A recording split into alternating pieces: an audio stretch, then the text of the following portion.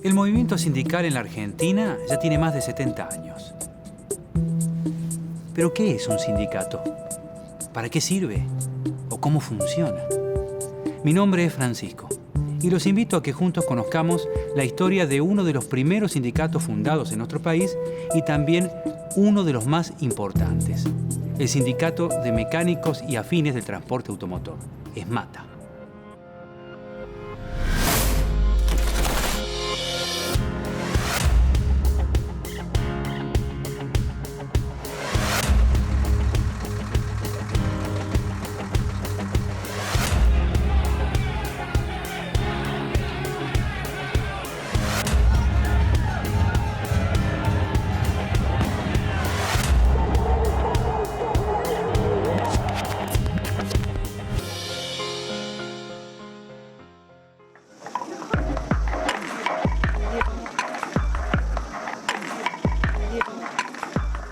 El ESMATA cumplió 70 años en el año 2015. Su historia nos puede ayudar a comprender la conexión entre pasado y presente en la lucha de los trabajadores organizados por sus derechos.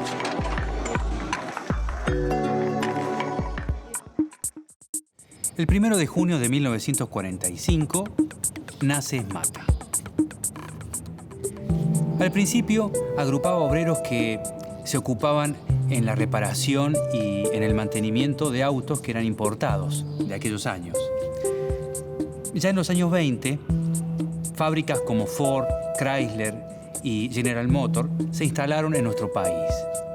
ESMATA recogía las demandas de mejoras de salario y mejoras en las condiciones laborales de los obreros de aquellas primeras fábricas, muchos de los cuales ni siquiera tenían estudios primarios.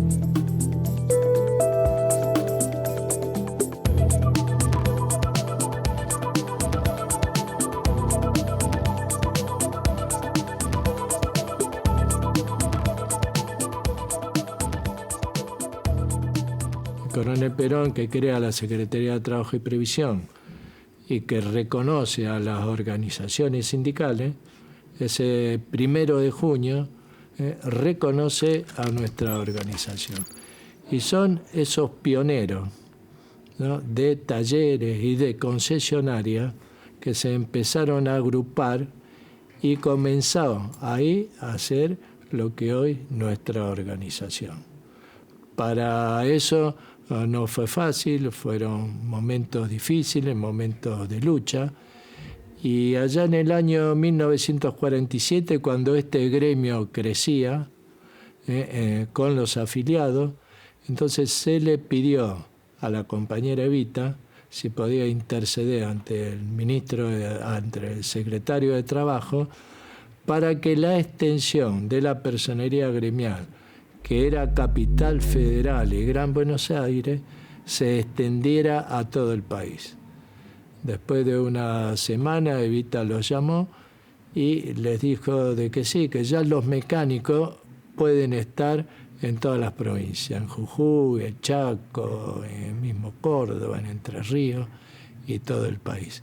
Entonces, ahí se empezó a afiliar y a hacer el gremio cada vez más importante.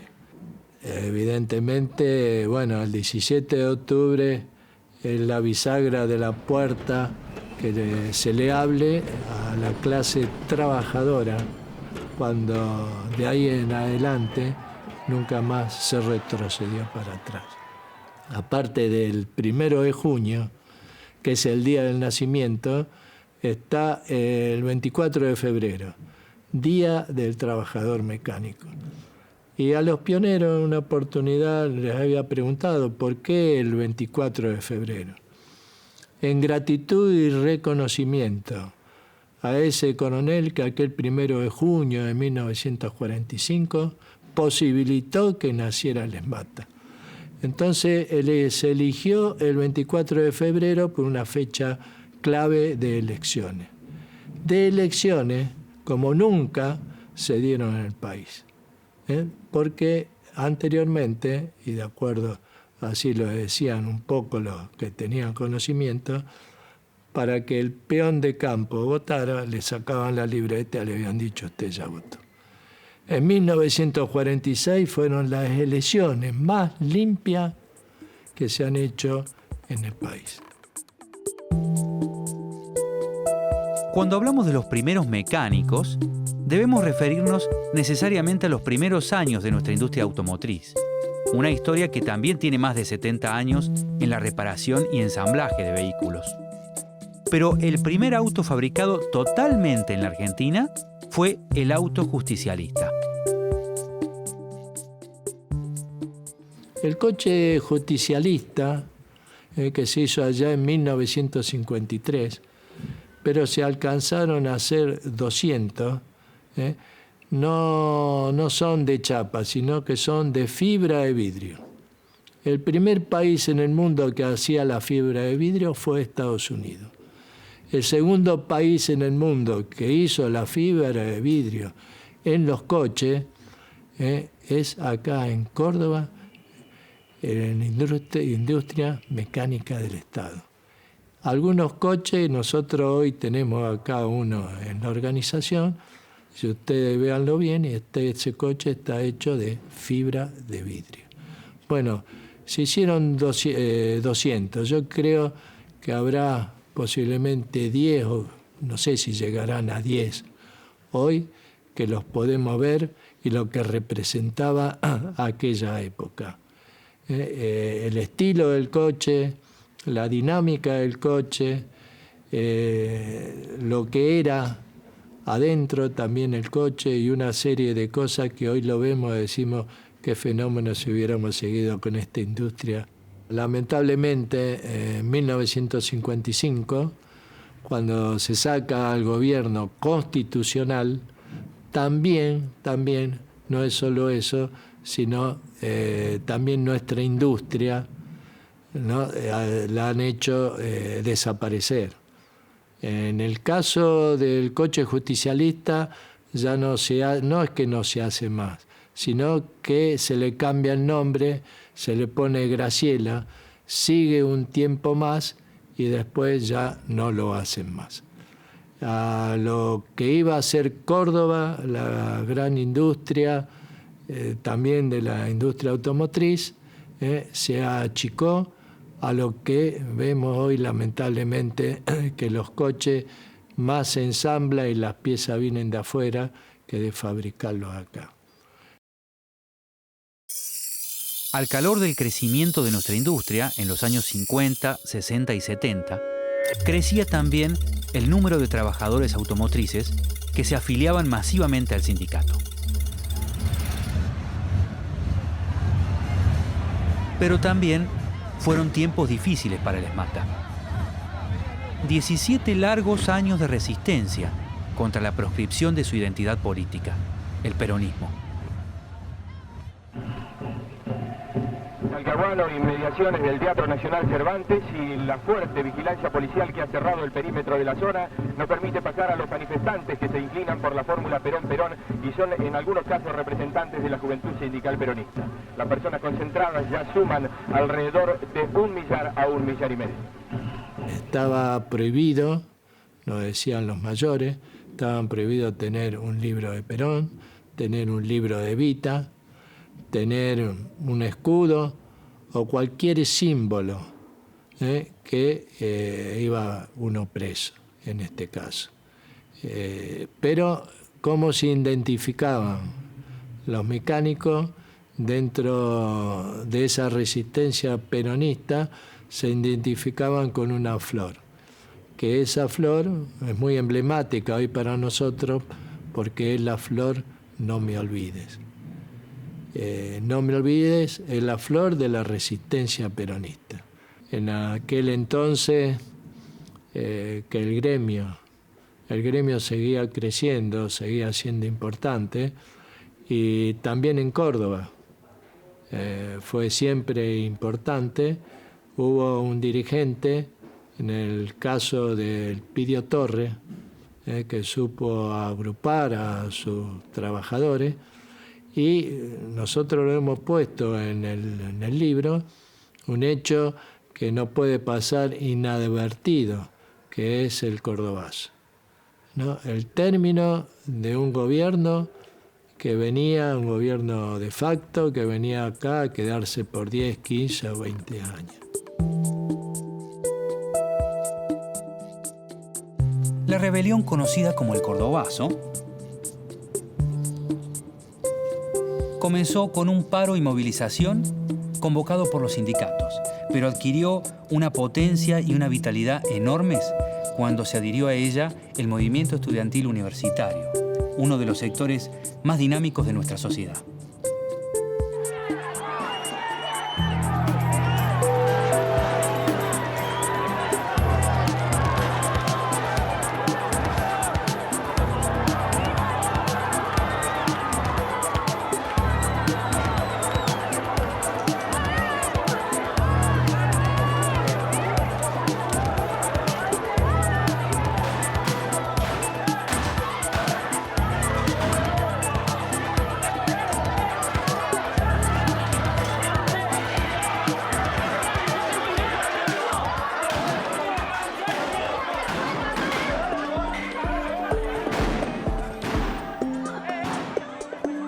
Durante estas décadas, el ESMATA vive importantes hitos de su historia.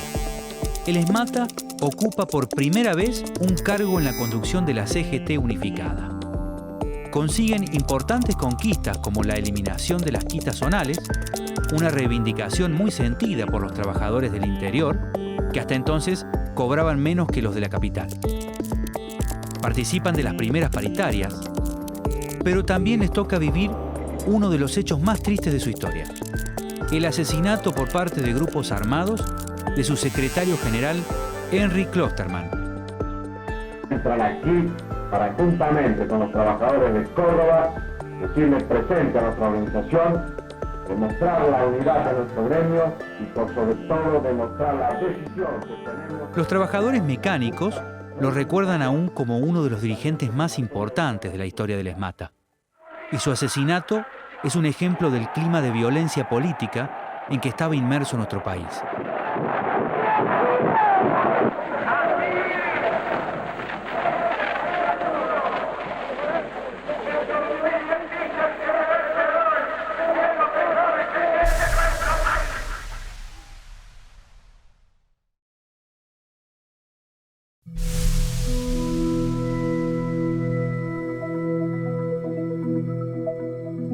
En un país que se debatía entre la crisis, la violencia y la represión, Perón vuelve al gobierno en el año 1973.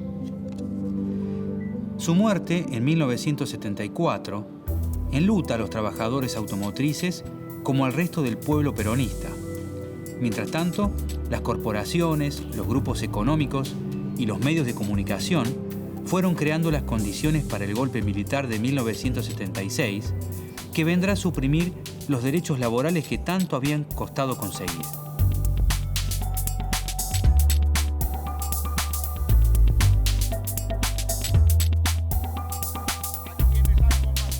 En julio de 1977, la dictadura secuestra, tortura y asesina a 5 abogados que defendían los derechos del trabajador y de los sindicatos. Este hecho es conocido como la Noche de las Corbatas. Entre los abogados asesinados se encontraba Norberto Centeno, un laboralista de 50 años, el más prestigioso de nuestro país, que fue el creador de la ley de contrato de trabajo que está vigente hasta el día de hoy.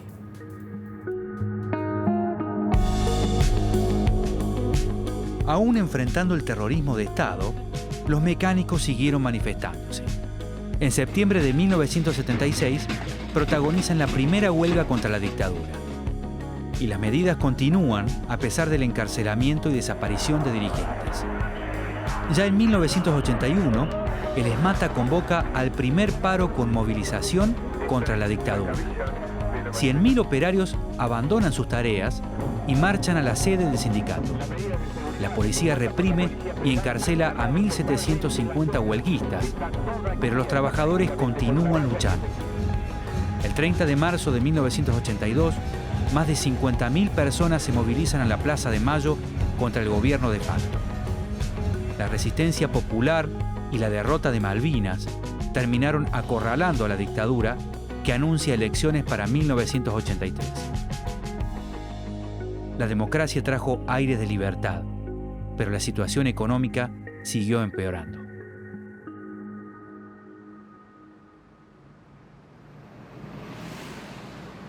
Bien, yo creo que para llegar a lo acontecido en la década del 90, inevitablemente tenemos que volver un par de años para atrás. Remontarnos al año 1987, 1988, donde una incipiente crisis que se comenzó a generar en un momento con una economía muy complicada, con hiperinflación, empezó a traer grandes problemas en la industria, en la economía en general, pero en la industria en particular. Y recuerdo que nosotros, de venir trabajando medianamente normal, nos encontramos de repente con que se nos reducía la jornada de trabajo. Estoy hablando como trabajador de la empresa Renault Argentina. Y llegamos a terminar esos 2 últimos años de la década del 80 con muchísimos inconvenientes, con no solamente pérdidas de salario, sino también pérdidas de puestos de trabajo. Y estábamos esperanzados que ya a principios de la década del 90, con el gobierno de Carlos Menem, se dictó, ustedes deben recordar aquella reconversión automotriz, que fue la que determinó un recupero de esa industria que estaba virtualmente desaparecida en Argentina y que trajo aparejado no solamente el hecho de que las plantas que ya estaban en Argentina pudieran realmente volver a producir como correspondía, sino que además de eso, la llegada de otras terminales que ya no estaban en Argentina, algunas de ellas se habían ido, y otras nuevas que en esa década llegaron.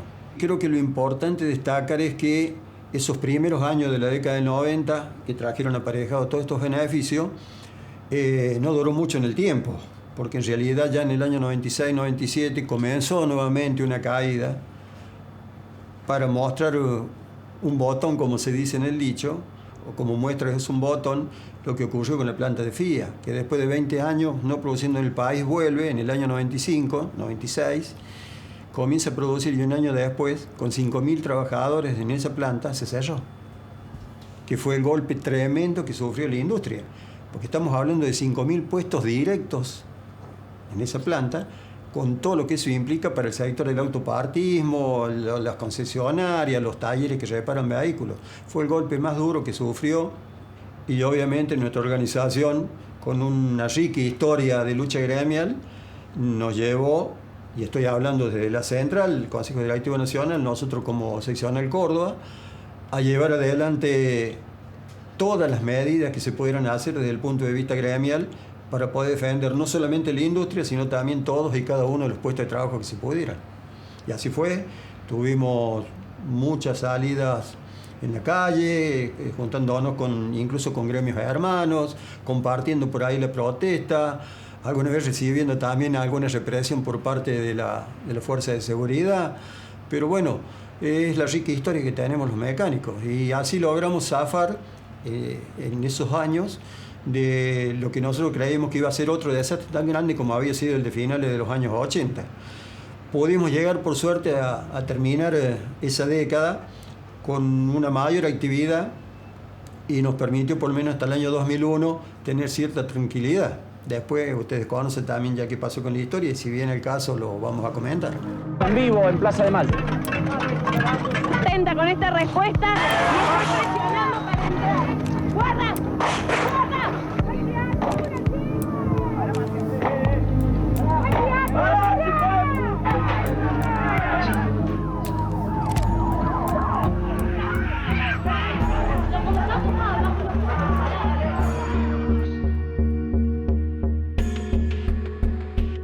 Los piquetes proliferaban en todo el país a fines de los años 90.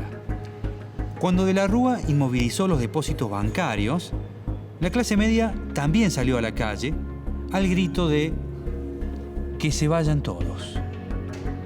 esta profunda crisis económica y política hizo que tuviéramos el récord de 5 presidentes en una semana. La situación institucional del país volvió a la normalidad en el 2003 con el triunfo electoral de Néstor Kirchner.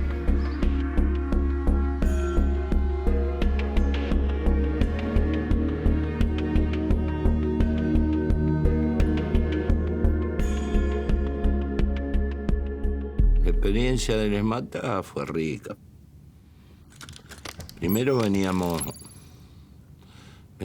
de una larga noche, que arrancó allá por el octubre del 98 y terminó en el 2003.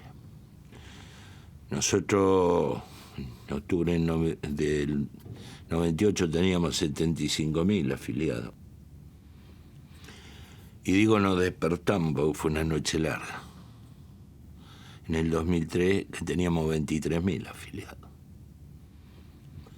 No habían desaparecido los sindicatos como muy bien lo dijo Néstor. Habían desaparecido los trabajadores. Pero arrancamos y gracias a Dios, en los últimos 13 años, yo digo, porque ya en el 2002 empezó a haber señales, ¿sí? En 2013 se ampliaron y en el 2004 prácticamente estábamos de vuelta con la locomotora en marcha. Hoy tenemos 95.000 afiliados. Eso habla del crecimiento que tuvimos en la industria, ¿sí? Con todos los problemas de haber parado una industria durante 7, 8 años. ¿Sí? Yo digo, el gran logro es, hoy nosotros, el 80% de la producción que hacemos son vehículos de alta gama. Quiere decir que fuimos capaces de recuperar la calidad de mano de obra y aparte ponerlo en lo más alto. Llegamos a estar en el puesto número 19 del concierto de la industria automotriz. Llegamos a exportar. No solamente llegamos a exportar al Mercosur, sino que llegamos a exportar a 70 países en el mundo. Para consolidar ese repunte en nuestra industria automotriz, el ESMATA consiguió que se sancionara la ley de autopartismo, uno de los principales logros de los últimos tiempos para el gremio de los mecánicos. Nos faltaba la política de Estado para cerrar, ¿sí?, algo que perdure en el tiempo. Esa era la ley de autopartismo, peleada por Clóstema como fábrica integral, peleada por José como cadena de valor y peleada por nosotros como una ley de autoparte que le dé por lo menos un 55% de contenido nacional. ¿Por qué hablábamos del 55%? Porque entendemos que en un mundo globalizado no vamos a tener más una terminal que tenga el 100% de contenido nacional o el 80%, ¿sí? Porque sabemos que estamos integrados a otros países y para poder vender tenés que también comprar. Pero la integración que nosotros pedíamos por ley era una seguridad jurídica que queremos para nuestros compañeros. Porque en la actualidad el contenido nacional no sé si llega al 20%. Sí, las políticas de Estado ya no se trazan con un gobierno. Se tienen que trazar, el país entero tiene que trazar las políticas de Estado para que cualquier gobierno que venga no se pueda apartar de esa política. Esta historia, que ya tiene más de 70 años, sigue escribiéndose.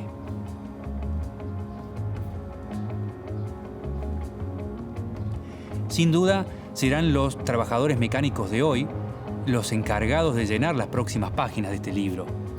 Quizás con nuevas luchas, conquistas, alegrías y tristezas. Pero también las mujeres forman parte de ese camino.